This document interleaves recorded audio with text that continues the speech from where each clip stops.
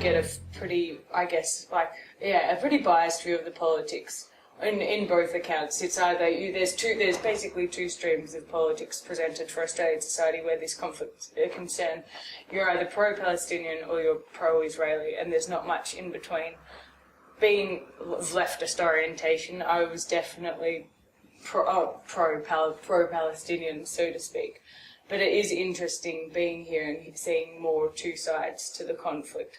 And while I don't necessarily agree with everything that the Israelis say in regard to the situation, I have found that I can kind of understand where they're coming from more, especially as far as the paranoia is concerned, when you think about how the government and institutions drum in this fear and this concern with security all the time, regardless of where you are, and this whole enemy and the other.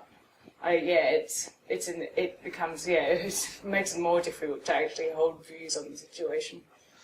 How many places have you visited since you've been here? I've been to quite a few places since visiting here, actually. I started off in the north of Israel in Nahariya, and then I travelled down to Savion, which is near Tel Aviv, and Rishon, which is also near Tel Aviv.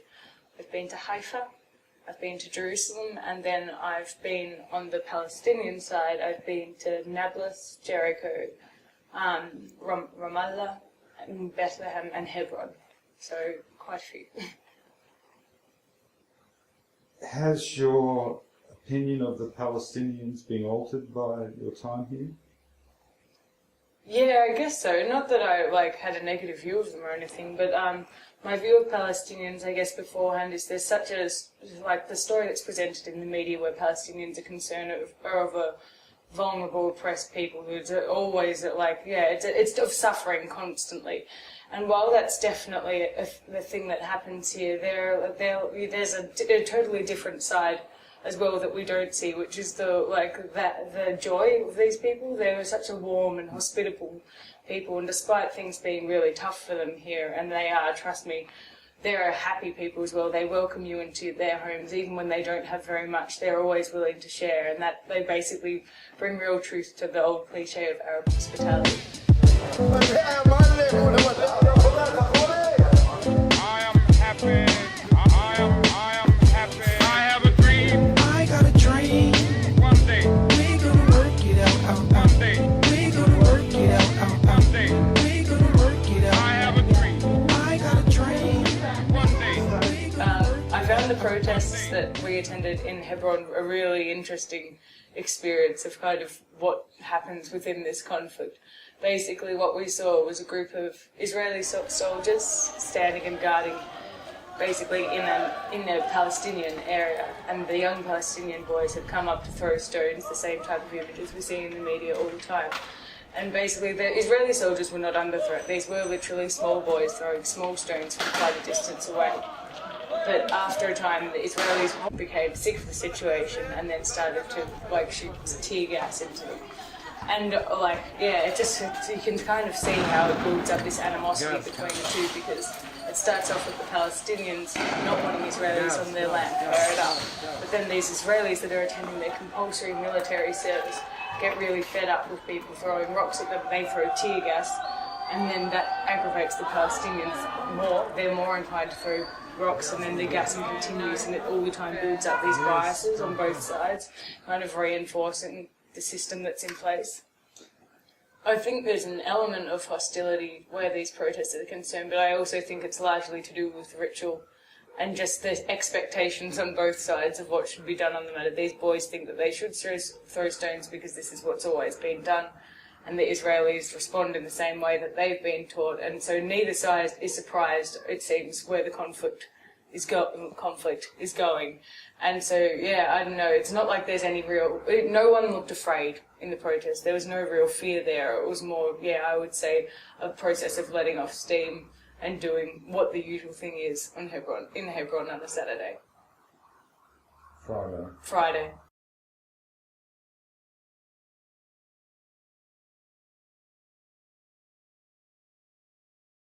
In Israel, as a woman in Israel, it's probably more similar to how it is in any Western society. You get looks every now and then of course there's some degree of preferential treatment. But in Palestine, I would have to say it's a little bit more explicit. Not to say that it's deeply offensive, but you definitely notice the fact that you are female here and that men look at you, and that, there is sometimes a degree of preferential treatment and sometimes a degree of sexual harassment. But that's just the way it is. What about the food? The food. That's the one thing, I swear to God, the one thing that Israelis and Palestinians could agree upon is the glory of hummus. And it really is, on both sides of the wall, fantastic stuff. It's a shame they can't agree on other things other than that. What would you say to anyone else who is coming to visit the country? If I was to advise someone on coming to this part of the world, I would tell them to make sure that they hold an open mind. If you come here with a very narrow view of what's going on, whether it be pro-Palestinian or pro-Israeli, you're only opening your eyes to one side of the story, and whether or not you agree with both sides, I feel like you learn more about what's really going on here, rather than what's just presented in the media, by listening to all stories rather than just one. My favourite city would probably have to be, I would say, Jerusalem. I really enjoyed it just because of the huge array of cultures and diversity there. It's interesting to see so many religions and different people in one place, and kind of, their interactions between each other. And there's such diversity of food, of art, of anything from architecture as well. It's such a place of rich historical importance and political significance even today. So it has a real presence about it when you're there. Did you feel unsafe anywhere you've been? I would say I haven't exactly felt unsafe during my travels here. Like, clearly, anywhere in the world you have to keep your wits about you, and you don't go the places where people don't tell you to go with good reason. But even in Hebron, during the protests that we saw, I never felt endangered by any means. So, I just think it's very different to what you see on the news as far as the violence goes. You can go places on both sides of the wall most places both sides of the wall really, where it's incredibly peaceful, everyone's kind and welcoming, and you feel safe all the time really. What do you think the solution is to the conflict? I would say one thing that's changed for me during my time here is my perspective of what should be done where the conflict is concerned. Prior to coming here, I was always a firm proponent of the two-state solution, but now, having been here, I see that it's a little more complicated than that. Especially, I think one of the main problems is the building of settlements on Palestinian land. It makes it really hard to judge, even if there was two states, whose jurisdiction they should fall under. That also on the fact that the Palestinian side of the wall doesn't actually have a strong economy, and would therefore still most likely be dependent on Israel or some other big brother state in order to sustain itself, and therefore never be truly independent. On those grounds, I think that possibly the best thing we can hope for is one day that the wall will come down and we'll have one state, neither with the name of Israel or Palestine, because the nationalism regarding both titles is too strong, and therefore I think they need a name that both sides can hopefully agree on, and maybe one day they can live in harmony together.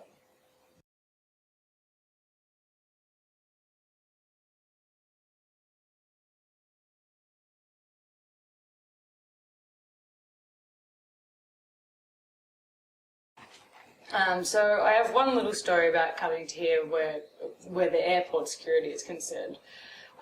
When I flew from Rome to Israel here and had a few problems getting in as far as security, because basically they're quite wary of foreigners coming to the country without good reason. When I arrived at the airport, I was interrogated for 1 hour, basically. Where are you going? Who are you seeing? What is your reason for coming to Israel? They did things like they looked through all my emails, all my Facebook pages to check that I actually had friends in Israel. I had to have prove my flights coming in and going out. And then after that stage, I was taken into a private room. My bags were searched. I wasn't allowed to get anything out of my bags for the flight, not even warm clothes to go on. I wasn't allowed to bring my camera on board the plane. And then I was given the full body search. At the time, my hair was up in a bun. I had to take it out to prove that there were no explosive devices inside of it. And then after that, I had to be escorted to the plane and wasn't even allowed to go to the bathroom by myself. Now, for me, that wasn't not exactly convenient, but in saying that, it's a good travel story to come home with, to tell my friends when I get back home. We can all have a laugh at it. But I was thinking after the event, as amusing as it may be for me at one level, it's not when that's your way of life all the time. And all I could think of that whole time was that Palestinians go through this just coming into Jerusalem, at any border crossing, basically. Those that are lucky enough to even leave the country get far longer interrogations than that. And it's really, it's quite humiliating.